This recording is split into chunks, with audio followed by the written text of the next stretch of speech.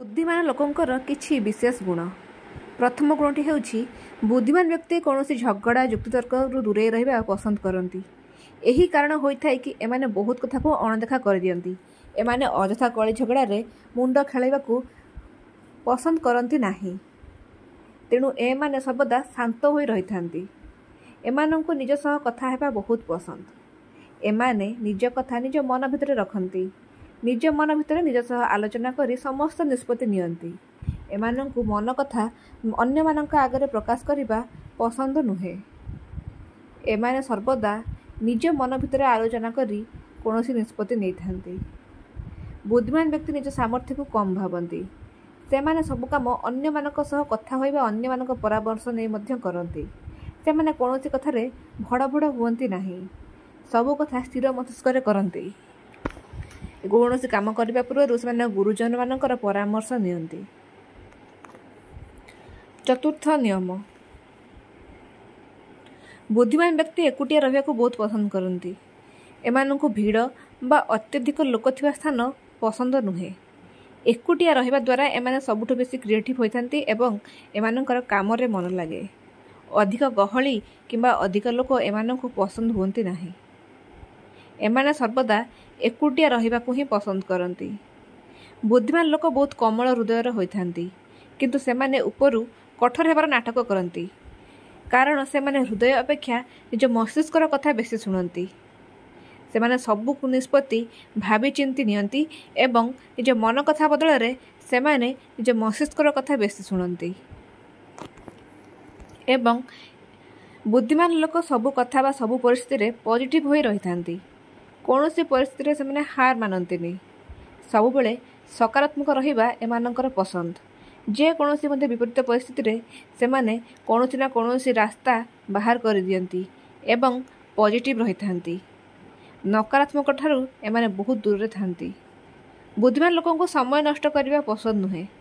सेमाने सर्वदा समयर सदुपयोग करती। सबु समय से कौनसी ना कौनसी कार्य करुथांती। अଯଥା समय नष्ट करिबा किबा गपसपरे समय बिताइबा सेमानंकर पसंद नुहे। तेबे चलंतु बुद्धिमान लोक मानकर अन्यान्य गुण विषय जानिबा। एमाने कम कथा हुअंती एवं बेसी शुणती। एमाने सामना लोकर कथा बेसी शुणती एवं सामना लोक कथारे प्राधान्य दियंती। निज कथा कम कहती। एमाने निज मन कथा मन रे रखती।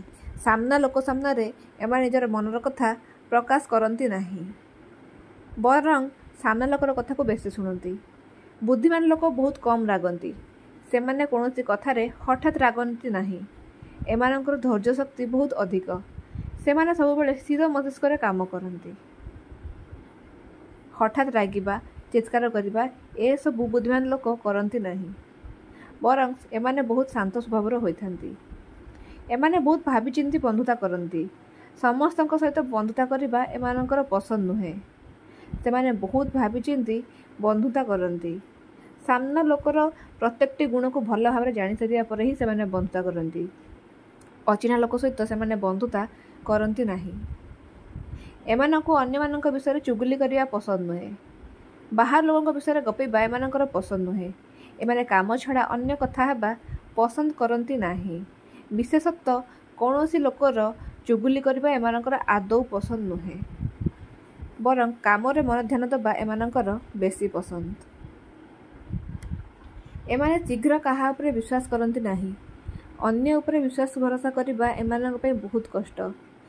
बहुत भावी विचारी एमाने पर उपरे विश्वास करती। जे पर्यंत सेमाने सामना लोकर गुण विषय न जानी थांती से पर्यंत सेमाने ता उपरे विश्वास करती नहीं। खूब डेरी रे विश्वास करती। बुद्धिमान लोक बहुत सादा सीधा जीवन अतिबाहित करती। देखी हेबा एमानंकु पसंद नुहे। पार्टी क्लब इत्यादि एमानंकु पसंद नुहे। सरल जीवन बिताइबा एमानंकु बहुत पसंद। तेबे एही सबु हेउछि बुद्धिमान लोकंकर किछि विशेष गुण। एही गुण थिबा व्यक्ति बहुत बुद्धिमान बोली आमे विचार करिबा।